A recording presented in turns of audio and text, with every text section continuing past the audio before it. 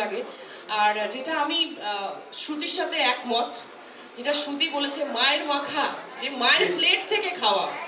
আমার মা একজন ভেজিটেরিয়ান প্রপার, হ্যাঁ, কিন্তু মা যেটাই বানায় সেটা আমার নন ভেজের থেকে অনেক বেশি বেটার লাগে খেতে, কারণ জাদু আছে সত্যি কথা। আর নিরামিষ রান্নার একটা আলাদা মজা আছে, আর যারা নিরামিষ খায়, যারা নিরামিষাশী, তারা আরো বেশি ভালোবেসে রান্নাটা করে, স্পেশাল করার জন্য। হ্যাঁ, একদমই। তো মায়ের কথা কি বলবো, ভীষণ মানে আমার সাথে এখন সবসময় ঝগড়া লাগে। মা অ্যাকচুয়ালি আমার কাছে আমার মেয়ে হয়ে গেছে, কারণ প্রচন্ড বাচ্চাদের মতো বায়না করে। তো সব মিলিয়ে মানে কি বলবো, শি ইজ মাই বস একদমই।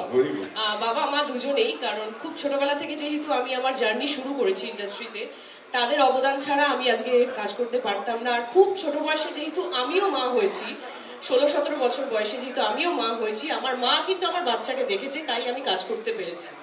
সো মায়ের অবদান অনেকটা। আমি পড়াশোনা করতে করতে আমি মা হয়েছি যেহেতু, সেই জন্য মা যদি না থাকতেন পাশে, তাহলে হয়তো মানে আমি এতটা দূর এগোতে পারতাম না। তো মা আমার কাছে ভগবান। Thank you so much, thank you.